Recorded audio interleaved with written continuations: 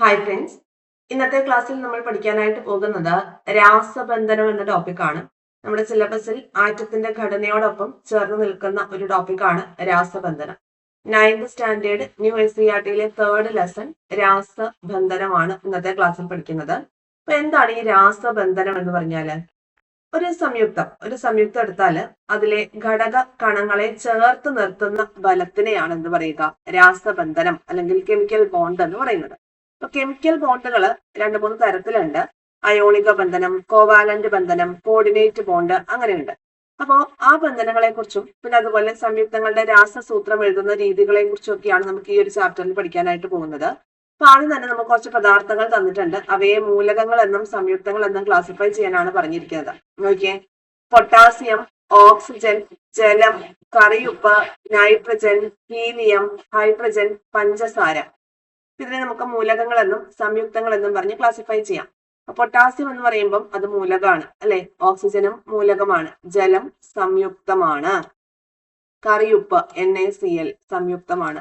Nitrogen മൂലകമാണ്. Helium മൂലകമാണ്. Hydrogen മൂലകമാണ്. പഞ്ചസാര സംയുക്തമാണ്.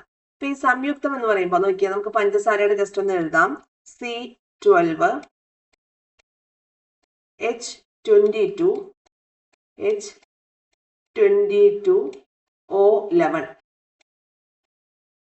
ഇതാണല്ലോ പഞ്ചസാര. അപ്പോ ഈ പഞ്ചസാരയിൽ 12 കാർബണിനെയും 22 ഹൈഡ്രജനെയും 11 ഓക്സിജൻ ആറ്റങ്ങളെയും തമ്മിൽ ചേർത്ത് നിർത്തുന്ന ഒരു ബന്ധമുണ്ട് അല്ലെ? അപ്പൊ അത്തരത്തിൽ സംയുക്തങ്ങളെ തമ്മിൽ ഇങ്ങനെ ചേർത്ത് നിർത്തുന്ന ആ ഒരു ബലം, ആ ഒരു ബന്ധനം, അതിനെയാണ് എന്ത് പറയുക? രാസബന്ധനം എന്ന് പറയുന്നത്. ഇതിലെ ഘടക മൂലകങ്ങളായിട്ടുള്ള കാർബണെയും ഹൈഡ്രജനെയും ഓക്സിജനെയും ചേർത്ത് നിർത്തുന്ന ആ ഒരു ബലം, അതാണ് ഇതിലെ കെമിക്കൽ ബോണ്ട് എന്ന് പറയുന്നത്, രാസബന്ധനം എന്ന് പറയുന്നത്.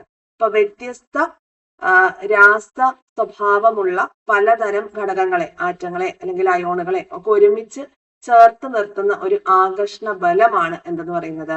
കെമിക്കൽ ബോണ്ട് എന്ന് പറയുന്നത്. അപ്പോ നമുക്ക് ഇനി കുറച്ച് ഒരു ബോക്സ് ഉണ്ട്, അതൊന്ന് കംപ്ലീറ്റ് ചെയ്യാം. ഓക്സിജൻ O2 എന്നാണ് എഴുതിയിരിക്കുന്നത് അല്ലെ? 2 ആറ്റങ്ങളുണ്ട്. ജലമാണെങ്കിലോ 2 ഹൈഡ്രജൻ ആറ്റവും 1 ഓക്സിജൻ ആറ്റവും, അങ്ങനെ 3 ആറ്റങ്ങൾ. നൈട്രജനിൽ 2 ആറ്റങ്ങളാണ് ഉള്ളത്. നൈട്രജനിൽ 2 ആറ്റങ്ങളുണ്ട്. ഓക്കെ, 2 ആറ്റം. ഇനി ഹീലിയത്തിലാണെങ്കിലോ ഹീലിയത്തിൽ 1 ആറ്റമാണുള്ളത്. മീഥൈനിലാണെങ്കിലോ 4 ഹൈഡ്രജൻ ആറ്റവും 1 കാർബൺ ആറ്റവും ഉണ്ട്. അപ്പൊ ടോട്ടൽ എത്ര വരും? 5 വരും. ഇനി പഞ്ചസാരയിൽ നമ്മൾ പറഞ്ഞു C12 H22 O11. അപ്പൊ എത്ര വന്നു? 12, 22, 11, 45 ആറ്റങ്ങൾ വരും. 45. ഓക്കെ അല്ലേ? അപ്പൊ ഇതില് ചില തന്മാത്രകളിൽ ഒന്നിൽ കൂടുതൽ ആറ്റങ്ങളുണ്ട് അല്ലെ? ചിലതിൽ ഒന്നേ ഉള്ളൂ, ചിലതിൽ ഒന്നിൽ കൂടുതലുണ്ട്. അപ്പോ സംയുക്തങ്ങളൊക്കെ ഫോം ചെയ്യുന്നത് വിവിധ അനുപാതങ്ങളിലാണെന്നുള്ളത് മനസ്സിലായി.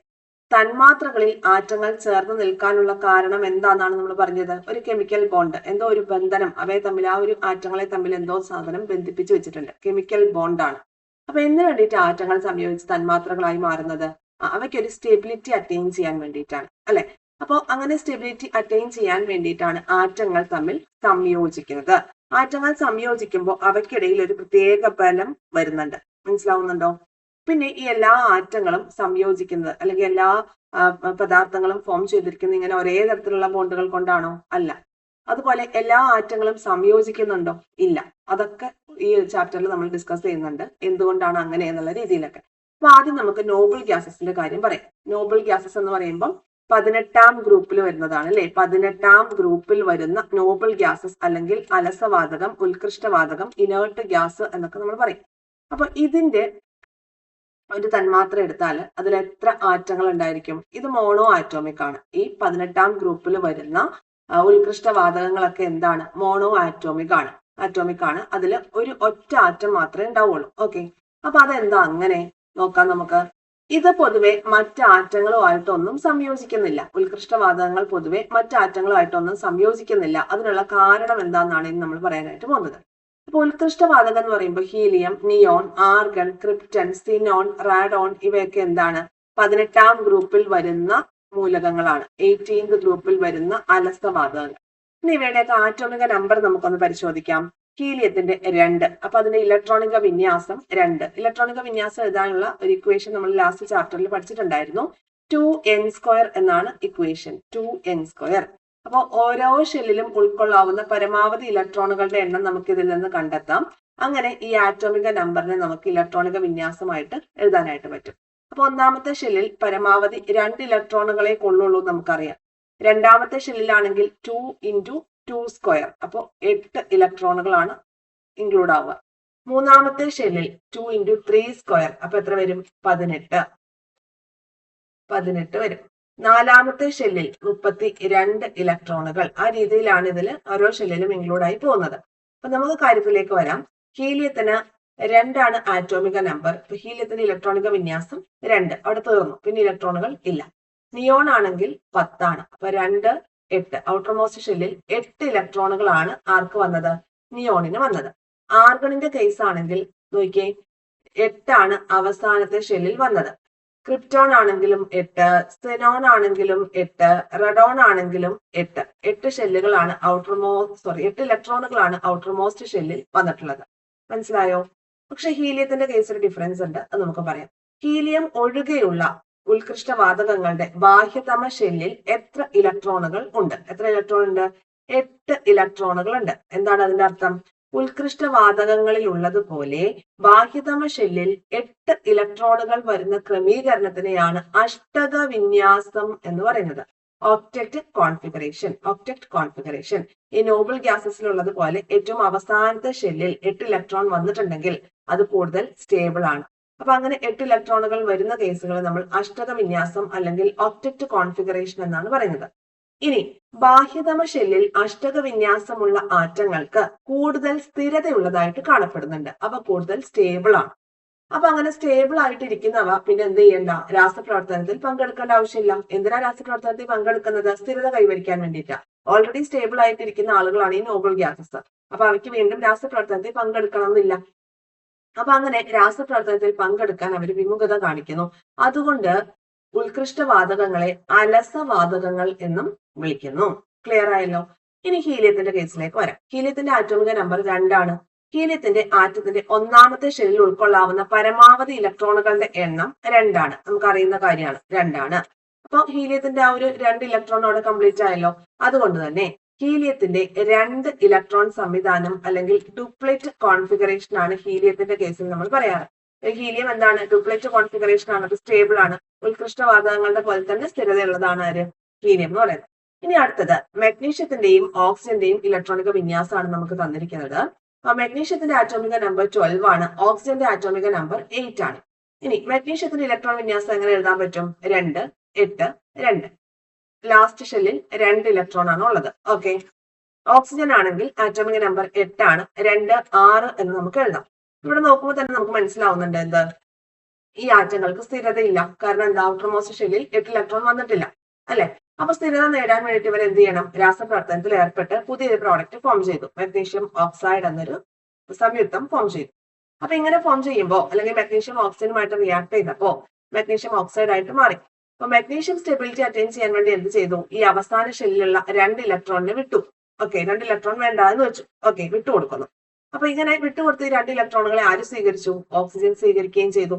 അപ്പൊ മെഗ്നീഷ്യത്തിന്റെ ഔട്ടർമോസ്റ്റ് ഷെല്ലിൽ 8 ഇലക്ട്രോൺ ആയി മാറി. 2, 8 എന്നായിട്ട് മാറി. ഓക്കെ. അതുപോലെ തന്നെ ഓക്സിജനും എന്തായി? ഈ 6ന് പകരം 2 ഇലക്ട്രോൺ ഇങ്ങോട്ട് കിട്ടി, അല്ലെ? അപ്പൊ അവിടെയും എന്തായി? 2, 8 എന്ന രീതിയിലേക്ക് വന്നു. അപ്പൊ 2 പേരും സ്റ്റെബിലിറ്റി അറ്റൈൻ ചെയ്തു. മനസ്സിലായോ? മെഗ്നീഷ്യവും ഓക്സിജനും സംയോജിച്ച് മെഗ്നീഷ്യം ഓക്സൈഡ് രൂപം കൊള്ളുമ്പോൾ രാസബന്ധനത്തിലൂടെ ആറ്റങ്ങൾ ബാഹ്യതമ ഷെല്ലിൽ അഷ്ടക ഇലക്ട്രോൺ ക്രമീകരണം നേടി സ്ഥിരത കൈവരിക്കുന്നു. അതാണ് ഇപ്പൊ നമ്മൾ ഇവിടെ പറഞ്ഞത്. ഓക്കെ. അപ്പൊ ഇവിടെ മെഗ്നീഷ്യം ഓക്സൈഡ് എന്ന് പറയുന്ന ഒരു സംയുക്തം ഫോം ചെയ്തു. ഒരു സംയുക്തത്തിൽ ഘടക കണങ്ങളെ ചേർത്ത് നിർത്തുന്ന ബലത്തിനെയാണ് എന്ത് പറയുന്നത്? രാസബന്ധനം എന്ന് പറയുന്നത്. Chemical bond. പൊതുവെ ആ ഒരു ബലത്തിനെ കെമിക്കൽ ബോണ്ട് എന്ന് പറയും. ഇനി ഈ കെമിക്കൽ ബോണ്ട് തന്നെ നമ്മൾ ഈ പറഞ്ഞ പോലെ അയോണിക ബന്ധനം, കോവാലന്റ് ബന്ധനം, കോർഡിനേറ്റ് ബന്ധനം എന്നൊക്കെ പറഞ്ഞ് നമ്മൾ സെപ്പറേറ്റ് തന്നെ പഠിക്കും. ഓക്കെ അല്ലെ? ഇനി അയോണിക ബന്ധനമാണ് പഠിക്കാനായിട്ട് പോകുന്നത്. Ionic bond. കറിയുപ്പിന്റെ രാസനാമം സോഡിയം ക്ലോറൈഡ്, അല്ലെ? NaCl ആണ്. NaCl. അപ്പൊ ഇതില് സോഡിയം ക്ലോറൈഡിലെ ഘടക മൂലകങ്ങൾ ഏതൊക്കെയാണ്? സോഡിയവും അതുപോലെ തന്നെ ഏതാണ്? ക്ലോറിനുമാണ്. സോഡിയവും ക്ലോറിനും നോക്കാം. സോഡിയം അതുപോലെ തന്നെ ക്ലോറിൻ. Sodium chlorine. സോഡിയത്തിന്റെ ആറ്റോമിക നമ്പർ 11 ആണ്. അപ്പൊ നമുക്ക് ഇലക്ട്രോണിക് വിന്യാസം എങ്ങനെ എഴുതാം? 2, 8, 1. അതായത് ഔട്ടർ മോസ്റ്റ് ഷെല്ലിൽ ഈ ഒരു ഇലക്ട്രോൺ ആണ് ഉള്ളത്. സോഡിയം ആറ്റത്തിന്റെ ബാഹ്യതമ ഷെല്ലിൽ ഒരു ഇലക്ട്രോൺ ഉണ്ട്. അപ്പോ ഇതിന് സ്റ്റെബിലിറ്റി അറ്റൈൻ ചെയ്യണമെങ്കിൽ എന്ത് വേണം? ഈ ഒരു ഇലക്ട്രോണിനെ വിട്ടുകൊടുക്കുകയാണോ? മൊത്തം 8 ഇലക്ട്രോൺ വേണം അല്ലെ? ഔട്ടർ മോസ്റ്റ് ഷെല്ലിൽ 8 ഇലക്ട്രോൺ ഉണ്ടെങ്കിലാണ് സ്റ്റെബിലിറ്റി അറ്റൈൻ ചെയ്യുള്ളൂ. അപ്പോ ഈ നമ്പർ ഈ 1, 8 ആവണമെങ്കിൽ ഒന്നുകിൽ 7 ഇലക്ട്രോണിനെ സോഡിയത്തിന് കിട്ടണം. അതല്ലാന്നുണ്ടെങ്കിൽ ഈ ഒരു ഇലക്ട്രോണിനെ വിട്ടുകൊടുക്കണം. ഇതിൽ ഈസി ആയിട്ടുള്ള കാര്യം ഏതാണ്? ഈ ഒരു ഇലക്ട്രോണിനെ വിട്ടുകൊടുക്കുക എന്നുള്ളതല്ലേ? അപ്പോ ഇതിന് സ്റ്റെബിലിറ്റി അറ്റൈൻ ചെയ്യാനായിട്ട് സാധിക്കും. അപ്പോ സോഡിയം ആറ്റത്തിന് അഷ്ടക ഇലക്ട്രോൺ വിന്യാസം നേടാൻ ഏറ്റവും എളുപ്പമായിട്ടുള്ള മാർഗം എന്ന് പറയുന്നത് ഒരു ഇലക്ട്രോണിനെ വിട്ടുകൊടുക്കുക എന്നുള്ളതാണ്. അങ്ങനെ സോഡിയം ആറ്റം ഒരു ഇലക്ട്രോൺ വിട്ടുകൊടുത്ത് സോഡിയം അയോൺ ആയിട്ട് മാറുന്നു. അപ്പോ വിട്ടുകൊടുക്കുക എന്ന് പറയുമ്പോൾ നോക്കിയേ, സോഡിയം Na ആണ്, Na. ഓക്കെ, ഇത് ഒരു ഇലക്ട്രോണിനെ വിട്ടുകൊടുക്കുമ്പോൾ എന്ത് ചാർജ് കൈവരിക്കും? പോയാൽ പോസിറ്റീവ്. ഇലക്ട്രോൺ പോയാൽ പോസിറ്റീവ് ചാർജ് നേടുമെന്ന് ആലോചിക്കുക.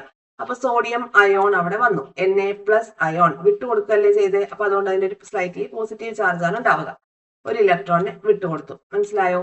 അപ്പൊ സോഡിയം ആറ്റം ഒരു ഇലക്ട്രോണിനെ വിട്ടുകൊടുത്ത് സോഡിയം അയോൺ ആയിട്ട് മാറുന്നു. അതാണ് അതിന്റെ രാസസമവാക്യമാണ് നമ്മളിവിടെ എഴുതിയിരിക്കുന്നത്. ഇനി ആ ചിത്രം നോക്കിക്കേ. സോഡിയത്തിന്റെ കേസിലേക്ക് വരുമ്പോൾ സോഡിയത്തിന്റെ ഔട്ടർ മോസ്റ്റ് ഷെല്ലിൽ എന്തുണ്ട്? കണ്ടോ, ഒരു ഇലക്ട്രോൺ ഉണ്ട്. 2, 8, 1 എന്ന രീതിയിലാണ് അതിന്റെ ഇലക്ട്രോണിക് കോൺഫിഗറേഷൻ. ഔട്ടർ മോസ്റ്റ് ഷെല്ലിലുള്ള ആ ഒരു ഇലക്ട്രോണിനെ എന്ത് ചെയ്യും? സോഡിയം വിട്ടുകൊടുക്കുന്നു. വിട്ടുകൊടുത്തിട്ട് കണ്ടോ, Na+ അയോൺ ആയിട്ട് മാറി. അപ്പൊ അത് കൂടുതൽ സ്റ്റെബിലിറ്റി കൈവരിച്ചു. മനസ്സിലായോ? വിട്ടുകൊടുക്കുക എന്ന് പറയുമ്പോൾ പോയാൽ പോസിറ്റീവ് എന്ന് ആലോചിക്കുക. അപ്പൊ പ്ലസ് ചാർജ് കൈവരിച്ചു. ഒരു ഇലക്ട്രോണിനെ വിട്ടുകൊടുക്കുകയും ചെയ്തു. അങ്ങനെ സോഡിയം അയോണിന്റെ ഇലക്ട്രോണിക് കോൺഫിഗറേഷൻ കണ്ടല്ലോ, 2, 8 എന്നാണ്. ഇനി ന്യൂക്ലിയസിന്റെ ആകർഷണ ബലത്തെ അതിജീവിച്ചാൽ മാത്രമേ സോഡിയം ആറ്റത്തിൽ നിന്ന് ബാഹ്യതമ ഇലക്ട്രോണിനെ നീക്കം ചെയ്യാൻ സാധിക്കൂ. ഓക്കെ, ന്യൂക്ലിയസിന്റെ ആകർഷണ ബലത്തെ അതിജീവിച്ചാൽ മാത്രമാണ് സോഡിയം ആറ്റത്തിന് ഈ ബാഹ്യതമ ഷെല്ലിലുള്ള ഈ ഒരു ഇലക്ട്രോണിനെ വിട്ടുകൊടുക്കാനായിട്ട് പറ്റുള്ളൂ. അതിനാവശ്യമായിട്ടുള്ള ഒരു ഊർജ്ജം നമ്മൾ പ്രൊവൈഡ് ചെയ്യണം. ആ ഊർജ്ജത്തിനെയാണ് എന്ത് പറയുക? അയണൈസേഷൻ എനർജി എന്ന് പറയുന്നത്. അയണൈസേഷൻ എനർജിയെ തന്നെയാണ് അയോണീകരണ എൻതാൽപ്പി എന്നും പറയുന്നത്. മനസ്സിലാവുന്നുണ്ടോ? അതായത് വാതകാവസ്ഥയിലിരിക്കുന്ന സോഡിയാണ്, സോഡിയം. അപ്പൊ ഇതിന് പ്രത്യേകിച്ച് റിയാക്ഷൻ ഒന്നും നടക്കാതെ വാതകാവസ്ഥയിൽ ഇങ്ങനെ ഇരിക്കുകയാണ്. ഇത് ഒരൊറ്റപ്പെട്ട ആറ്റത്തിന്റെ ബാഹ്യതമ ഷെല്ലിലെ ഏറ്റവും ദുർബലമായി, അതായത് ന്യൂക്ലിയസിൽ നിന്ന് അകലം തോറും ഇതിന്റെ എനർജി കുറഞ്ഞുകൊണ്ടേയിരിക്കും അല്ലെ, അല്ലെങ്കിൽ അട്രാക്ഷൻ കുറഞ്ഞുകൊണ്ടേയിരിക്കും. അപ്പോ ഈ ഒരു വാതകാവസ്ഥയിൽ ഇരിക്കുന്ന ഒറ്റപ്പെട്ട ഒരാറ്റത്തിന്റെ ബാഹ്യതമ ഷെല്ലിലെ ഏറ്റവും ദുർബലമായി ബന്ധിച്ചിരിക്കുന്ന ഈ ഒരു ഇലക്ട്രോണിനെ സ്വതന്ത്രമാക്കാൻ ആവശ്യമായിട്ടുള്ള ഊർജമാണ് ആ മൂലകത്തിന്റെ അയോണീകരണ ഊർജം, അയണൈസേഷൻ എനർജി അല്ലെങ്കിൽ അയണൈസേഷൻ എൻതാൽപ്പി. മനസ്സിലായോ? ഏറ്റവും ഔട്ടർമോസ്റ്റ് ഷെല്ലിലെ ഇലക്ട്രോണിനെ റിലീസ് ചെയ്യാൻ ആവശ്യമായിട്ടുള്ള ഊർജമാണ് അയണൈസേഷൻ എനർജി. അപ്പൊ ആ ഒരു എനർജിയാണ് ആ മൂലകത്തിന്റെ അയോണീകരണ ഊർജം എന്ന് പറയുന്നത്. ഇനി നമുക്ക് ക്ലോറിന്റെ കേസിലോട്ട് വരാം. ക്ലോറിന്റെ ആറ്റോമിക നമ്പർ എന്ന് പറയുന്നത് 17. ക്ലോറിന്റെ ആറ്റോമിക നമ്പർ 17 ആണ്. അപ്പോ ഇലക്ട്രോണിക വിന്യാസം നമുക്ക് എങ്ങനെ എഴുതാം നോക്കിയേ. ക്ലോറിന്റെ ആറ്റോമിക നമ്പർ 17. അപ്പൊ നമുക്ക് 2, 8, 7 എന്ന രീതിയിൽ എഴുതാലോ. 17 ആയല്ലോ. ക്ലോറിന്റെ ആറ്റത്തിന്റെ ബാഹ്യതമ ഷെല്ലിൽ അഷ്ടക ഇലക്ട്രോൺ പൂർത്തിയാക്കാൻ എത്ര ഇലക്ട്രോൺ ആവശ്യമുണ്ട്? ഔട്ടർമോസ്റ്റ് ഷെല്ലിൽ എത്ര ഇലക്ട്രോൺ ഉണ്ടെന്നല്ല ചോദിച്ചിരിക്കുന്നത്. ഇത് അഷ്ടകം പൂർത്തിയാക്കാൻ വേണ്ടിയിട്ട് എത്ര ഇലക്ട്രോൺ കൂടി ആവശ്യമുണ്ട് എന്നാണ് ചോദിച്ചിരിക്കുന്നത്. എത്ര ഇലക്ട്രോൺ ആവശ്യമുണ്ട്? ഒരു ഇലക്ട്രോൺ കൂടി മതി. അപ്പൊ 8 എണ്ണാവും അല്ലെ. ഇനി ക്ലോറിൻ ആറ്റം ഒരു ഇലക്ട്രോൺ സ്വീകരിച്ച് ക്ലോറൈഡ് അയോൺ ആയി മാറുന്നതിന്റെ ചിത്രീകരണം നമുക്ക് തന്നിട്ടുണ്ട്. അതൊന്ന് നോക്കാം. നോക്കിയേ, ക്ലോറിൻ ആറ്റം ഒരു ഇലക്ട്രോൺ സ്വീകരിച്ചുകൊണ്ട് എന്ത് ചെയ്തു? 2, 8, 8 എന്ന കോൺഫിഗറേഷനുള്ള ഒരു ക്ലോറൈഡ് അയോൺ ആയിട്ട് മാറി. അതിന്റെ ചാർജ് എന്താണ്? നെഗറ്റീവ് ചാർജ് ആണ്. കണ്ടോ, ഇലക്ട്രോണിനെ സ്വീകരിക്കുകയാണ് ചെയ്തത്. അപ്പൊ അത് നെഗറ്റീവ് ചാർജ്. ഇലക്ട്രോൺ പോയാൽ പോസിറ്റീവ്, കിട്ടിയാൽ നെഗറ്റീവ് എന്ന രീതിയിൽ പഠിച്ചു വയ്ക്കാം. അപ്പോൾ നോക്കിയേ, ക്ലോറിൻ ആറ്റം ഒരു ഇലക്ട്രോൺ സ്വീകരിച്ച് ക്ലോറൈഡ് അയോൺ ആയിട്ട് മാറിയപ്പോൾ എന്തായി? കൂടുതൽ സ്റ്റെബിലിറ്റി അറ്റൈൻ ചെയ്തു. ഒരു ആറ്റം ഇലക്ട്രോൺ സ്വീകരിച്ച് നെഗറ്റീവ് അയോണായി മാറുമ്പോൾ ഊർജം പുറത്തുവിടുന്നുണ്ട്. ഒരാറ്റം ഇലക്ട്രോൺ സ്വീകരിച്ച് നെഗറ്റീവ് അയോണായി മാറുമ്പോൾ, ഇലക്ട്രോൺ സ്വീകരിക്കുക എന്ന് പറഞ്ഞാൽ നെഗറ്റീവ് അയോണായി മാറുക എന്നാണ് അർത്ഥം. അപ്പോ അങ്ങനെ ഇലക്ട്രോൺ കിട്ടിയ സന്തോഷത്തിൽ അവർ കുറച്ച് എനർജി പുറത്തേക്ക് റിലീസ് ചെയ്യും. ആ എനർജിയെ നമുക്ക് എന്ത് പറയാം? ഇലക്ട്രോൺ ആർജിത എൻതാൽപ്പി. ഇലക്ട്രോൺ ആർജിച്ചപ്പോൾ, ഇലക്ട്രോൺ ഗെയിൻ ചെയ്തപ്പോൾ അവർ കുറച്ച് എനർജി പുറത്തേക്ക് റിലീസ് ചെയ്തു. അപ്പൊ ആ എനർജിയാണ് ഇലക്ട്രോൺ ആർജിത എൻതാൽപ്പി എന്ന് പറയുന്നത്. ക്ലിയർ ആയല്ലോ? ഒരു ആറ്റം ഇലക്ട്രോൺ സ്വീകരിച്ച് നെഗറ്റീവ് അയോണായി മാറുമ്പോൾ ഊർജം പുറത്തുവിടുന്നു. ഈ ഊർജ വ്യത്യാസത്തെ ഇലക്ട്രോൺ ആർജിത എൻതാൽപ്പി എന്ന് വിളിക്കുന്നു. അപ്പൊ ഒന്ന് നോക്കാം. ഒരു നിർവീര്യമായ വാതക ആറ്റത്തിലേക്ക് ഒരു ഇലക്ട്രോൺ ചേർത്ത് അതിനെ ഒരു നെഗറ്റീവ് അയോൺ ആക്കി മാറുന്ന പ്രവർത്തനം, ആ പ്രവർത്തനത്തിൽ കുറച്ച് ഊർജം റിലീസ് ചെയ്യും. അപ്പൊ ആ റിലീസ് ചെയ്യുന്ന ഊർജത്തെ ഇലക്ട്രോൺ ആർജിത എൻതാൽപ്പി എന്ന് നമുക്ക് വിളിക്കാം. മനസ്സിലായോ? ഇലക്ട്രോൺ ഗെയിൻ ചെയ്യുമ്പോഴാണ് ഇലക്ട്രോൺ ഗെയിൻ എൻതാൽപ്പി അല്ലെങ്കിൽ ഇലക്ട്രോൺ ആർജിത എൻതാൽപ്പി. ഇലക്ട്രോൺ പുറത്തേക്ക് റിലീസ് ചെയ്യുകയാണെങ്കിൽ, പുറത്തേക്ക് കളയുകയാണെങ്കിൽ അവിടെ ഉണ്ടാവുന്ന എനർജി ഏതാ? അയണൈസേഷൻ എനർജിയാണ്. അയണൈസേഷൻ എനർജി എന്ന് പറയുമ്പോൾ എന്താണെന്ന് നമ്മൾ പറഞ്ഞത്? ന്യൂക്ലിയസിന്റെ ആകർഷണ ബലത്തെ അതിജീവിച്ച് ആറ്റത്തിൽ നിന്ന് ബാഹ്യതമ ഇലക്ട്രോണിനെ നീക്കം ചെയ്യാൻ ആവശ്യമായിട്ടുള്ള എനർജിയാണ് എന്ത്? അയോണീകരണ ഊർജം അല്ലെങ്കിൽ അയണൈസേഷൻ എൻതാൽപ്പി എന്ന് പറയുന്നത്. ഇലക്ട്രോൺ ഗെയിൻ എൻതാൽപ്പി എന്ന് പറഞ്ഞാൽ എന്താണ്? ഒരു ആറ്റം ഇലക്ട്രോൺ സ്വീകരിച്ച് നെഗറ്റീവ് അയോൺ ആയിട്ട് മാറുമ്പോൾ അവർ കുറച്ച് ഊർജം പുറത്തുവിടും. അതിനെയാണ് എന്ത് പറയുക? ഇലക്ട്രോൺ ആർജിത എൻതാൽപ്പി എന്ന് പറയുന്നത്. ക്ലിയർ ആയെന്ന് വിശ്വസിക്കുന്നു. അടുത്ത ഏരിയയിലേക്ക് വരാം.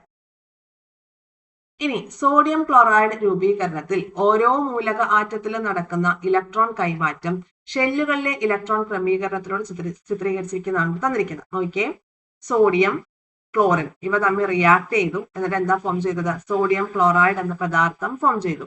ഈ സോഡിയം എന്ത് ചെയ്തു? ഔട്ടർമോസ്റ്റ് ഷെല്ലിലുള്ള ഈ ഒരു ഇലക്ട്രോണിനെ റിലീസ് ചെയ്തു. അവിടെ ഫോം ചെയ്തു. അവിടെ എന്നുള്ള എനർജി ഏതാ? Ionisation energy. ഈ ഒരു ഇലക്ട്രോണിനെ റിലീസ് ചെയ്യാൻ ആവശ്യമായ എനർജി അയണൈസേഷൻ എനർജി. ഈ റിലീസ് ചെയ്ത ഇലക്ട്രോണിനെ ആര് സ്വീകരിച്ചു? ക്ലോറിൻ സ്വീകരിച്ചു. ക്ലോറിൻ സ്വീകരിച്ച് അവിടെ 8 ഇലക്ട്രോണായി മാറി, ക്ലോറിൻ അയോൺ ആയിട്ട് മാറി. അപ്പോ അവർ കുറച്ച് പുറത്തേക്ക് ആ ഒരു സന്തോഷത്തിൽ കുറച്ച് എനർജി റിലീസ് ചെയ്തു. അതിനെയാണെന്ന് പറയുക ഇലക്ട്രോൺ ഗെയിൻ എൻതാൽപ്പി എന്ന് പറയുന്നത്. ഓക്കെ, അപ്പൊ അങ്ങനെ Na+Cl- അയോണുകളായി അവിടെ ഒരു പദാർത്ഥം ഫോം ചെയ്തു. NaCl എന്ന് പറയുന്ന ഒരു പദാർത്ഥം ഫോം ചെയ്തു. ഇലക്ട്രോൺ ആർജിത എൻതാൽപ്പിയും അയണൈസേഷൻ എനർജിയും ക്ലിയർ ആയി എന്ന് വിശ്വസിക്കുന്നു. ഓക്കെ, ഇനി ഇലക്ട്രോൺ ഡോട്ട് ഡയഗ്രാം ആണ് നമ്മൾ നോക്കാനായിട്ട് പോകുന്നത്. ഇലക്ട്രോൺ ഡോട്ട് ഡയഗ്രാം നോക്കിയേ. മൂലകത്തിന്റെ പ്രതീകത്തിന് ചുറ്റും ബാഹ്യതമ ഷെല്ലിലെ ഇലക്ട്രോണുകളെ കുത്തുകൾ ഉപയോഗിച്ച് ചിത്രീകരിക്കുന്ന രീതി ആദ്യമായി അവലംബിച്ചത് ഗിൽബർട്ട് എൻ ലൂയിസ് ആണ്. Gilbert N Lewis. അപ്പൊ മൂലകത്തിന്റെ പ്രതീകത്തിന് ചുറ്റും ബാഹ്യതമ ഷെല്ലിലെ ഇലക്ട്രോണുകളെ ഡോട്ട് ഉപയോഗിച്ച് ചിത്രീകരിച്ച രീതി ആദ്യമായി കൊണ്ടുവന്നത് ആരാണ്? ഗിൽബർട്ട് എൻ ലൂയിസ് ആണ്. അപ്പൊ കുത്തുകൾക്ക് പകരം ഗുണന ചിഹ്നങ്ങളും ഉപയോഗിക്കാറുണ്ട്. അങ്ങനെ കുത്തുകൾക്ക് പകരം നമ്മൾ എന്ത് ചെയ്യാറുണ്ട്? ഇങ്ങനെ ഗുണന ചിഹ്നം ഇട്ടിട്ടും ഇലക്ട്രോണുകളെ സൂചിപ്പിക്കാറുണ്ട്. മൂലകത്തിന്റെ പ്രതീകത്തിന് ചുറ്റും ബാഹ്യതമ ഷെല്ലിലെ ഇലക്ട്രോണുകളെ മാത്രമാണ് രേഖപ്പെടുത്തുന്നത്. മൂലകത്തിന്റെ പ്രതീകത്തിന് ചുറ്റും ബാഹ്യതമ ഷെല്ലിലെ ഇലക്ട്രോണുകളെ മാത്രമാണ് രേഖപ്പെടുത്തുന്നത്. നോക്കിയേ, ഇവിടെ സോഡിയത്തിന്റെ ഇലക്ട്രോൺ വിന്യാസം 2, 8, 1 എന്ന രീതിയിലാണ്. അപ്പൊ നമ്മള് സോഡിയം എന്ന് പറയുന്നത് കണ്ടോ, Na എന്ന് എഴുതിയിട്ടുണ്ട്, പ്രതീകം എഴുതിയിട്ടുണ്ട്. അതിന്റെ ഔട്ടർമോസ്റ്റ് ഷെല്ലിലുള്ള ഈ ഒരു ഒറ്റ ഇലക്ട്രോൺ മാത്രമാണല്ലോ രാസപ്രവർത്തനത്തിൽ പങ്കെടുക്കുക. അപ്പൊ ഈ ഒരൊറ്റ ഇലക്ട്രോണിനെ മാത്രമാണ് ഇവിടെ ഡോട്ട് ഇട്ട് കാണിച്ചിരിക്കുന്നത്. മനസ്സിലായോ? അല്ലെങ്കിൽ ഇൻഡു ഇട്ട് കാണിച്ചിരിക്കുന്നത്. ഇതാണ് സോഡിയം ആറ്റത്തിന്റെ ഇലക്ട്രോൺ ഡോട്ട് ഡയഗ്രാം എന്ന് പറയുന്നത്. ക്ലിയർ ആയോ? അങ്ങനെ ഇലക്ട്രോൺ ഡോട്ട് ഡയഗ്രാം കൊണ്ടുവന്ന ആളാണ് ആര്? ഗിൽബർട്ട് ന്യൂട്ടൺ ലൂയിസ് അല്ലെങ്കിൽ ഗിൽബർട്ട് എൻ ലൂയിസ്. അപ്പൊ അദ്ദേഹത്തെ കുറിച്ച് നമുക്കൊന്ന് വായിക്കാം. കാലിഫോർണിയ യൂണിവേഴ്സിറ്റിയിലെ ഡീൻ ആയിരുന്ന ഗിൽബർട്ട് ന്യൂട്ടൺ ലൂയിസ് ഒരു ഭൗതിക ശാസ്ത്രജ്ഞനായിരുന്നു. ഇലക്ട്രോൺ ജോഡി, സഹസംയോജക ബന്ധനം എന്നീ ആശയങ്ങൾ മുന്നോട്ട് വെച്ചത് അദ്ദേഹമായിരുന്നു. ആറ്റങ്ങളുടെയും തന്മാത്രകളുടെയും ഇലക്ട്രോൺ ഡോട്ട് ഘടന അദ്ദേഹത്തിന്റെ സംഭാവനയായിരുന്നു. താപഗതികം, പ്രകാശരാസ പ്രവർത്തനങ്ങൾ, ഐസോടോപ്പുകളെ വേർതിരിക്കൽ എന്നീ മേഖലകളിലും നിരവധി സംഭാവനകൾ നൽകിയിട്ടുണ്ട്. ആപേക്ഷികത, ക്വാണ്ടം ഭൗതികത എന്നിവ പ്രധാന ഗവേഷണ മേഖലകളായിരുന്നു. ആസിഡുകളെയും ബേസുകളെയും കുറിച്ചുള്ള നിർവചനങ്ങളും അദ്ദേഹം നൽകുകയുണ്ടായി. വികിരണോർജത്തിന്റെ ഏറ്റവും ചെറിയ കണികയ്ക്ക് ഫോട്ടോൺ എന്ന് പേര് നൽകിയതും ലൂയിസ് ആണ്. ഫോട്ടോൺ നോക്കിയേ, വികിരണോർജത്തിന്റെ ഏറ്റവും ചെറിയ കണികയ്ക്ക് ഫോട്ടോൺ എന്ന് പേര് നൽകിയതും ലൂയിസ് ആണ്. ഓക്കെ, ഇനി ആസിഡുകളും ബേസുകളെയും കുറിച്ചുള്ള നിർവചനങ്ങളൊക്കെ അദ്ദേഹം പറഞ്ഞിട്ടുണ്ട്. ആസിഡുകളെ കുറിച്ചും ബേസുകളെ കുറിച്ചുമുള്ള നിർവചനം. ലൂയിസ് ആസിഡുകളെ കുറിച്ചൊക്കെ പഠിക്കുന്നില്ലേ? ഓക്കെ, അപ്പോൾ ഇത്രയാണ് ഗിൽബർട്ട് ന്യൂട്ടൺ ലൂയിസിന്റെ കാര്യങ്ങൾ പഠിക്കാനായിട്ടുള്ളത്. അപ്പൊ ഡോട്ട് സ്ട്രക്ചർ അല്ലെ, ഇലക്ട്രോണിന്റെ ആ ഒരു ഡോട്ട് ഡയഗ്രാം കൊണ്ടുവന്നത് ആരാണ്? ഗിൽബർട്ട് എൻ ലൂയിസ് ആണ് എന്നുള്ളത് ഓർക്കാം. ഇനി നമ്മൾ സോഡിയത്തിന്റെ ആണ് ഇപ്പൊ കാണിച്ചത്. അപ്പൊ അതുപോലെ തന്നെ ക്ലോറിന്റെ എങ്ങനെ വരും? ഔട്ടർ മോസ്റ്റ് ഷെല്ലിലെ ഇലക്ട്രോണുകളെയാണ് ഡോട്ടുകൾ ഉപയോഗിച്ച് കാണിക്കുന്നത്. ഏത് ഇലക്ട്രോൺ ആണ് ഔട്ടർ മോസ്റ്റ് ഷെല്ലിൽ? ഇപ്പൊ കണ്ടോ, ഇങ്ങനെ കാണിച്ചിരിക്കുന്നു. എന്നിട്ട് ഇലക്ട്രോൺ വിട്ടുകൊടുത്തതിന് ശേഷമുള്ള ചിത്രം തന്നിട്ടുണ്ട്. കണ്ടോ, Na+ അയോൺ ആയിട്ട് മാറി. ഇവിടെയോ Cl- അയോൺ ആയിട്ട് മാറി. സോഡിയം ക്ലോറൈഡിന്റെ ഈ ഒരു ചിത്രീകരണം പ്രത്യേകം ഒന്ന് നോട്ട് ചെയ്ത് വെക്കാം. ഓക്കെ അല്ലേ? ഇനി അടുത്തൊരു ഭാഗത്തേക്ക് വരാം നമുക്ക്. ഇനി നമുക്ക് ഈ ടേബിളിലേക്ക് വരാം. ടേബിൾ ഫില്ല് ചെയ്തിട്ടുണ്ട്. നോക്കാം. സോഡിയം, ക്ലോറിൻ, ഇത്ര നേരം നമ്മൾ പറഞ്ഞ കാര്യം തന്നെ ഒന്ന് ടേബിൾ ആക്കി കൊടുത്തിരിക്കുന്നു. സോഡിയത്തിന്റെ ആറ്റോമിക നമ്പർ 11 ആണ്. ഇലക്ട്രോണിക് കോൺഫിഗറേഷൻ 2, 8, 1 എന്നുള്ളതാണ്. രാസപ്രവർത്തനത്തിന് ശേഷം ഒരു ഇലക്ട്രോണിനെ വിട്ടുകൊടുത്ത് എന്തായി? Na+ അയോൺ ആയിട്ട് മാറി. അപ്പോൾ ഇലക്ട്രോണുകളുടെ എണ്ണമായിട്ട് 1 കുറഞ്ഞു. ഇലക്ട്രോൺ ആണല്ലോ രാസപ്രവർത്തനത്തിൽ പങ്കെടുക്കുന്നത്. പ്രോട്ടോൺ കാണുന്നത് എവിടെയാണ്? ന്യൂക്ലിയസിന്റെ ഉള്ളിലാണ്. പ്രോട്ടോൺ രാസപ്രവർത്തനത്തിൽ പങ്കെടുക്കുന്നുണ്ടോ? ഇല്ല. അതുകൊണ്ട് തന്നെ ആറ്റോമിക നമ്പർ അല്ലെങ്കിൽ പ്രോട്ടോണുകളുടെ എണ്ണത്തിൽ ഒരു വ്യത്യാസവും വരുന്നില്ല. ഇനി ചാർജ് എന്ന് പറയുമ്പോൾ രാസപ്രവർത്തനത്തിൽ പങ്കെടുക്കുന്നതിന് മുൻപ് ചാർജ് ഉണ്ടായിരുന്നോ സോഡിയത്തിന്? ഇല്ല. രാസപ്രവർത്തനത്തിൽ പങ്കെടുത്ത് ഒരു ഇലക്ട്രോണിനെ വിട്ടുകൊടുത്ത് പോസിറ്റീവ് എനർജി കൈവരിച്ചു. പോസിറ്റീവ് ചാർജ് ഉള്ള അയോണുകൾ എന്ത് പറയും? കാറ്റയോണുകൾ എന്ന് പറയും. ഓക്കെ. ഇനി ക്ലോറിന്റെ കേസിലേക്ക് വരാം. രാസപ്രവർത്തനത്തിന് മുമ്പ് 2, 8, 7 17 ഇലക്ട്രോണുകളായിരുന്നു ക്ലോറിൻ ഉണ്ടായിരുന്നത്. രാസപ്രവർത്തനത്തിന് ശേഷം ഒരു ഇലക്ട്രോണിനെ നേടി നെഗറ്റീവ് ചാർജ് കൈവരിച്ചു. മനസ്സിലായല്ലോ? അതായത് ഇലക്ട്രോണുകളുടെ എണ്ണം 17-ൽ നിന്ന് 18-ലേക്ക് വന്നു. പ്രോട്ടോണുകൾ രാസപ്രവർത്തനത്തിൽ പങ്കെടുത്തിരുന്നോ? ഇല്ല. രാസപ്രവർത്തനത്തിൽ പങ്കെടുക്കുന്ന എപ്പോഴും ഇലക്ട്രോണുകളാണ്. ഓക്കെ. അപ്പോ പ്രോട്ടോണിന്റെ നമ്പറിന് ചേഞ്ച് ഒന്നുമില്ല. ചാർജ് നെഗറ്റീവ് ആയിട്ടുള്ള ചാർജ് ആയിട്ട് മാറി. ആനയോൺ, നെഗറ്റീവ് ചാർജുള്ള അയോണുകളെ ആനയോണുകൾ എന്നാണ് പറയുന്നത്. ഇത്രയും കാര്യങ്ങൾ ഓക്കെ അല്ലേ? എന്തെങ്കിലും ഡൗട്ട് ഉണ്ടെങ്കിൽ കമന്റ് ബോക്സിൽ ചോദിക്കണം കേട്ടോ. ഓക്കെ. അപ്പൊ ഇനി അടുത്തൊരു ഭാഗത്തേക്ക് വരാം. ഇനി സോഡിയം ക്ലോറൈഡ് രൂപീകരണത്തിൽ സംഭവിച്ച ഇലക്ട്രോൺ കൈമാറ്റം സമവാക്യമായിട്ട് എഴുതി. നേരത്തെ പറഞ്ഞ കാര്യം തന്നെയാണ്. ഒരു ഇലക്ട്രോണിനെ റിലീസ് ചെയ്ത് Na+ അയോൺ ആയിട്ട് മാറി. ക്ലോറിൻ ആണെങ്കിൽ ഒരു ഇലക്ട്രോണിനെ ഗെയിൻ ചെയ്തിട്ട് Cl- അയോൺ ആയിട്ട് മാറി. അപ്പോൾ സോഡിയം ക്ലോറൈഡ് രൂപീകരണത്തിൽ സോഡിയം ഒരു ഇലക്ട്രോണിനെ വിട്ടുകൊടുത്ത് സോഡിയം അയോൺ അല്ലെങ്കിൽ Na+ അയോൺ ആയിട്ട് മാറി. ക്ലോറിൻ ഒരു ഇലക്ട്രോണിനെ സ്വീകരിച്ച് ക്ലോറൈഡ് അയോൺ ആയിട്ട് മാറി. രാസപ്രവർത്തനത്തിൽ ഇലക്ട്രോണുകളെ വിട്ടുകൊടുത്ത് ഉണ്ടാകുന്ന, ഹൈലൈറ്റ് ചെയ്യാം, രാസപ്രവർത്തനത്തിൽ ഇലക്ട്രോണുകളെ വിട്ടുകൊടുത്ത് ഉണ്ടാവുന്ന പോസിറ്റീവ് അയോണുകളെ കാറ്റയോണുകൾ എന്ന് പറയുന്നു. കാറ്റയോണുകൾ. രാസപ്രവർത്തനത്തിൽ ഇലക്ട്രോണുകളെ വിട്ടുകൊടുത്ത് പോസിറ്റീവ് അയോണുകളെ കാറ്റയോണുകൾ എന്ന് പറയുന്നു. ഇലക്ട്രോൺ സ്വീകരിച്ചുണ്ടാവുന്ന നെഗറ്റീവ് ആയിട്ടുള്ള അയോണുകളെ എന്ത് പറയും? ആനയോണുകൾ എന്ന് പറയും. ആനയോൺ. അപ്പോ കാറ്റയോൺ ആണെങ്കിൽ പോസിറ്റീവ് ചാർജ്, ആനയോൺ ആണെങ്കിൽ നെഗറ്റീവ് ചാർജ്. മനസ്സിലാക്കി വെക്കുക. അത് എപ്പോഴും നമ്മുടെ മനസ്സിൽ വേണം. കാറ്റയോൺ എന്ന് പറയുമ്പോൾ പോസിറ്റീവ് ചാർജുള്ള അയോണുകളാണ്. ആനയോൺ എന്ന് പറയുമ്പോൾ നെഗറ്റീവ് ചാർജുള്ള അയോണുകളാണ്. നെഗറ്റീവ് ചാർജുള്ള അയോണുകൾ ഫോം ചെയ്യുന്നത് എങ്ങനെയാണ്? ഇലക്ട്രോണുകളെ സ്വീകരിക്കുമ്പോഴാണ് നെഗറ്റീവ് ചാർജുള്ള അയോണുകൾ ഉണ്ടാകുന്നത്. ഇലക്ട്രോണുകളെ വിട്ടുകൊടുക്കുമ്പോഴാണ് പോസിറ്റീവ് ചാർജുള്ള അയോണുകൾ ഉണ്ടാകുന്നത്. പോസിറ്റീവ് ചാർജ് ആയിട്ടുള്ള അയോണുകളെ കാറ്റയോണുകൾ എന്നും നെഗറ്റീവ് ചാർജുള്ള അയോണുകളെ ആനയോണുകൾ എന്നും പറയും. ഇനി സോഡിയം ക്ലോറൈഡിൽ സോഡിയം അയോണിനെയും ക്ലോറിൻ അയോണിനെയും ചേർത്ത് നിർത്തുന്നത് അയോണിക ബന്ധനമാണ്. ഇപ്പൊ NaCl, സോഡിയം ക്ലോറൈഡിൽ അയോണിക ബന്ധനമാണ് ഉള്ളത്. അയോണിക ബന്ധനം. വിപരീത ചാർജുകളുള്ള അയോണുകൾ തമ്മിലുള്ള വൈദ്യുത ആകർഷണമാണ് അയോണിക സംയുക്തത്തിൽ അയോണുകളെ ചേർത്ത് നിർത്തുന്നത്. വിപരീത ചാർജുകളുള്ള അയോണുകൾ Na+ അയോണും Cl- അയോണും ഇവ തമ്മിലുള്ള രണ്ടും ഓപ്പോസിറ്റ് ആയിട്ടുള്ള ചാർജുകളാണ്. അപ്പൊ ഇവ തമ്മിലുള്ള ആകർഷണമാണ് എന്ത് ചെയ്യുന്നത്?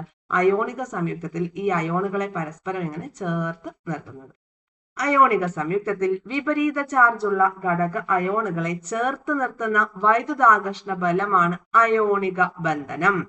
അയോണിക ബന്ധനത്തിന്റെ മറ്റൊരു പേരാണ് ഇലക്ട്രോവാലന്റ് ബന്ധനം. ഇലക്ട്രോവാലന്റ് ബന്ധനം അല്ലെങ്കിൽ അയോണിക ബന്ധനം എന്ന് പറയുമ്പോൾ അയോണിക സംയുക്തങ്ങളിലുള്ള വിപരീത ചാർജുള്ള ഘടക അയോണുകളെ പരസ്പരം ചേർത്ത് നിർത്തുന്ന വൈദ്യുതാകർഷണ ബലം, അതിനെയാണ് എന്ത് പറയുന്നത്? അയോണിക ബന്ധനം അല്ലെങ്കിൽ ഇലക്ട്രോവാലന്റ് ബന്ധനം എന്ന് പറയുന്നത്. മനസ്സിലാവുന്നുണ്ടോ? ഇലക്ട്രോൺ കൈമാറ്റം മൂലം ഉണ്ടായിട്ടുള്ള ഒരു രാസപ്രവർത്തനമാണ് അല്ലെ. ഇലക്ട്രോൺ കൈമാറ്റം ചെയ്തു. എന്ത് ചെയ്തു? സോഡിയം ഒരു ഇലക്ട്രോണിനെ ക്ലോറിന് കൊടുത്തു. ക്ലോറിൻ അത് സ്വീകരിച്ചു. ഇലക്ട്രോണുകളെ സോഡിയവും ക്ലോറിനും തമ്മിൽ കൈമാറി. ഇലക്ട്രോൺ കൈമാറ്റം മൂലം ഉണ്ടാവുന്ന രാസബന്ധനമാണ് ഏത്? അയോണിക ബന്ധനം അല്ലെങ്കിൽ ionic bonding, electrovalent bonding എന്നൊക്കെ പറയുന്നത്. മനസ്സിലാവുന്നുണ്ടോ? പ്രത്യേകം ഓർക്കണം, ഇലക്ട്രോൺ പോയാൽ പോസിറ്റീവ് ചാർജ്, ഇലക്ട്രോൺ നേടിയാൽ നെഗറ്റീവ് ചാർജ്, ഇലക്ട്രോൺ നേടിയാൽ നെഗറ്റീവ് ചാർജ്, നെഗറ്റീവ് ചാർജ് ഉള്ളതിനെയാണ് എന്ത് പറയുന്നത്? ആനയോണുകൾ എന്ന് പറയുന്നത്. പോസിറ്റീവ് ചാർജ് ഉള്ള അയോണുകളെയാണ് കാറ്റയോണുകൾ എന്ന് പറയുന്നത്. ഓർത്ത് വെച്ചേക്കുക. അങ്ങനെ വിപരീത ചാർജ് ഉണ്ടായി. ഈ വിപരീത ചാർജുകൾ തമ്മിലുള്ള ആ ഒരു അല്ലെങ്കിൽ ആ ഒരു വൈദ്യുത ആകർഷണത്തിനെയാണ് എന്ത് പറയുക? അയോണിക ബന്ധനം. വൈദ്യുത ആകർഷണ ബലമാണ് ഈ അയോണുകളെ തമ്മിൽ ചേർത്ത് നിർത്തുക. അതിനെ അയോണിക ബന്ധനം അല്ലെങ്കിൽ ഇലക്ട്രോ വാലന്റ് ബോണ്ട് എന്നൊക്കെ പറയും. ഇനി മെഗ്നീഷ്യവും ഓക്സിജനും തമ്മിൽ പ്രവർത്തിക്കുകയാണ്.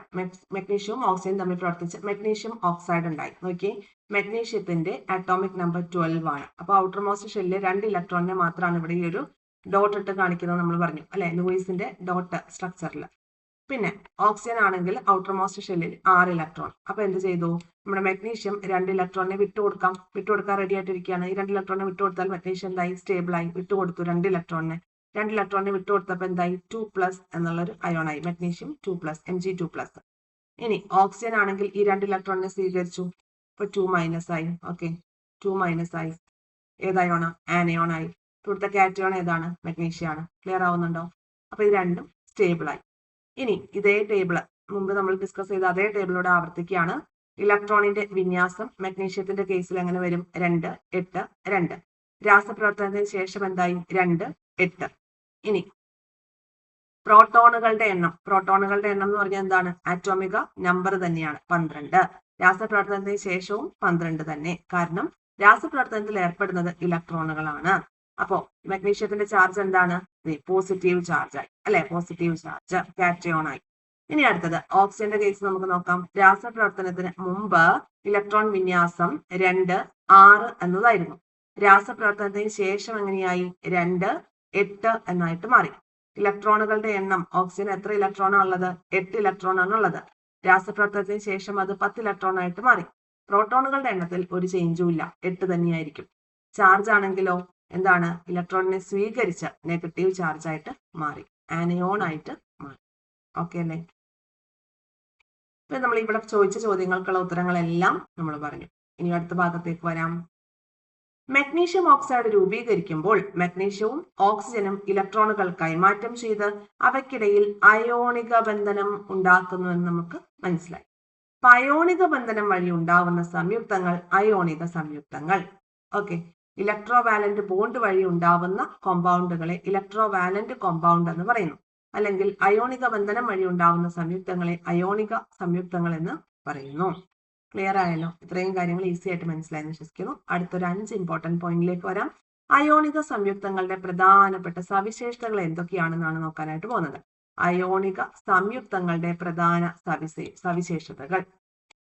ഫസ്റ്റ് പോയിന്റ്, അയോണിക സംയുക്തങ്ങൾ പൊതുവെ ജലം തുടങ്ങിയ പോളാർ ലായകങ്ങളിൽ ലയിക്കുന്നവയാണ്. അയോണിക സംയുക്തങ്ങൾ പൊതുവെ ജലം പോലെയുള്ള പോളാർ ലായകങ്ങളിൽ ലയിക്കുന്നവയാണ്. ഇവ ബാഷ്പീകരണ സ്വഭാവം ഇല്ലാത്തവയും കാഠിന്യമുള്ളവയും ആയിരിക്കും. ഇവ ഖരാവസ്ഥയിൽ ക്രിസ്റ്റലുകളായി കാണപ്പെടുന്നുണ്ട്. അയോണിക സംയുക്തങ്ങൾ ഖരാവസ്ഥയിൽ വൈദ്യുതി കടത്തി വിടുന്നില്ലെങ്കിലും ഉരുകിയ അവസ്ഥയിലും ജലീയ ലായനിയിലും വൈദ്യുത ചാലകമായി പ്രവർത്തിക്കുന്നുണ്ട്. ഈ 5 പോയിന്റ് പഠിച്ചു വെക്കണം. കാരണം നമുക്ക് സ്റ്റേറ്റ്മെന്റ് ടൈപ്പ് ആയിട്ടുള്ള ക്വസ്റ്റ്യൻസ് ഒക്കെ ചോദിക്കാം. അപ്പൊ എന്തൊക്കെയാണ് അയോണിക സംയുക്തങ്ങളുടെ പ്രധാനപ്പെട്ട സവിശേഷതകൾ? അയോണിക സംയുക്തങ്ങൾ പൊതുവെ ജലം പോലെയുള്ള പോളാർ ലായകങ്ങളിൽ ലയിക്കുന്നവയാണ്. പൊളാരിറ്റി എന്താന്നുള്ളത് നമ്മൾ പറയും കേട്ടോ. ആദ്യം ഇതൊന്ന് പഠിച്ചു വെക്കുക. അയോണിക സംയുക്തങ്ങൾ പൊതുവെ ജലം പോലെയുള്ള പോളാർ ലായകങ്ങളിൽ ലയിക്കും. ഇവയ്ക്ക് ബാഷ്പീകരണ സ്വഭാവം ഇല്ല, എന്നാൽ കാഠിന്യമുണ്ട്. ഖരാവസ്ഥയിൽ ക്രിസ്റ്റലുകളായി കാണപ്പെടുന്നുണ്ട്. നമ്മൾ സോഡിയം ക്ലോറൈഡ് എടുക്കാം, ഖരാവസ്ഥയിൽ ക്രിസ്റ്റലായിട്ട് കാണപ്പെടുന്നുണ്ട്. പിന്നെ പൊടിയുപ്പ് എന്ന് പറയുന്നത് നമ്മളത് പൊടിക്കുന്നതല്ലേ. ഓക്കെ, ഖരാവസ്ഥയിൽ ക്രിസ്റ്റലുകളായിട്ട് കാണപ്പെടുന്നുണ്ട്. പിന്നെ ഇവയ്ക്ക് പൊതുവെ എന്തായിരിക്കും? മെൽറ്റിംഗ് പോയിന്റ് വളരെ കൂടുതലായിരിക്കും. ഉരുക്കൽ നില മെൽറ്റിംഗ് പോയിന്റ് വളരെ കൂടുതലായിരിക്കും. അതുപോലെ തന്നെ ഉയർന്ന തിളനില ബോയിലിംഗ് പോയിന്റും കൂടുതലായിരിക്കും. ഖരാവസ്ഥയിൽ ഇവരെന്ത് ചെയ്യില്ല? വൈദ്യുതി കടത്തിവിടില്ല. എന്നാൽ ഉരുകിയ അവസ്ഥയിലും ജലീയ ലായനിയിലും ഒക്കെ എന്ത് ചെയ്യും? വൈദ്യുതി കടത്തിവിടും. ക്ലിയർ അല്ലേ? ഓക്കെ, അപ്പൊ ഇത്രയാണ് അയോണിക സംയുക്തങ്ങളുടെ പ്രധാനപ്പെട്ട സവിശേഷതകളായിട്ട് നമുക്ക് പഠിക്കേണ്ടത്. ഇന്നത്തെ ക്ലാസ്സിൽ ഇത്രയും കാര്യങ്ങളേ ഉള്ളൂ. ഇനി സഹസംയോജക ബന്ധനമാണ് നമ്മൾ തൊട്ടടുത്ത ക്ലാസ്സിൽ പഠിക്കുക. ഇത്രയും കാര്യങ്ങൾ ക്ലിയർ ആയി മനസ്സിലാക്കി വെക്കുക. എന്തെങ്കിലും ഡൗട്ട് ഉണ്ടെങ്കിൽ വീണ്ടും റിപ്പീറ്റ് ചെയ്ത് ഒന്ന് കാണുക, അല്ലെങ്കിൽ കമന്റ് ബോക്സിൽ ഡൗട്ട് ചോദിക്കാം കേട്ടോ. നമ്മുടെ ക്ലാസ്സുകളൊക്കെ നിങ്ങൾക്ക് യൂസ്ഫുൾ ആവുന്നുണ്ടോ? ഉണ്ടെങ്കിൽ തീർച്ചയായിട്ടും ചാനൽ സബ്സ്ക്രൈബ് ചെയ്ത് സപ്പോർട്ട് ചെയ്യുക. ഷെയർ ചെയ്ത് ഫ്രണ്ട്സ് സർക്കിളിലേക്ക് കൂടി എത്തിക്കാനായിട്ട് പ്രത്യേകം ശ്രദ്ധിക്കുക. ടെലഗ്രാം ചാനലിലേക്ക് കൂടി ജോയിൻ ചെയ്ത് വീക്ക്ലി സ്റ്റഡി പ്ലാനും സ്റ്റഡി പ്ലാൻ ബേസ് ചെയ്തിട്ടുള്ള ഫ്രീ ആയിട്ടുള്ള എക്സാംസും ഒക്കെ ആക്സസ് ചെയ്യുക കേട്ടോ. പിന്നെ മെയ് ഓൺവേർഡ്സ് നമ്മളൊരു പെയ്ഡ് ബാച്ച് കൂടി LP UPക്ക് വേണ്ടിയിട്ട് ഒരു പെയ്ഡ് ബാച്ച് കൂടി വളരെ അഫോർഡബിൾ റേറ്റിൽ സ്റ്റാർട്ട് ചെയ്യുന്നുണ്ട്. അപ്പോൾ താല്പര്യമുള്ളവരൊക്കെ അതുകൂടി പർച്ചേസ് ചെയ്യുക. അതിന്റെ അപ്ഡേഷൻസും കാര്യങ്ങളൊക്കെ നമ്മൾ ടെലഗ്രാമിൽ തന്നെയായിരിക്കും പ്രൊവൈഡ് ചെയ്യുക. ഓക്കെ അല്ലേ? അപ്പോൾ താങ്ക് യു.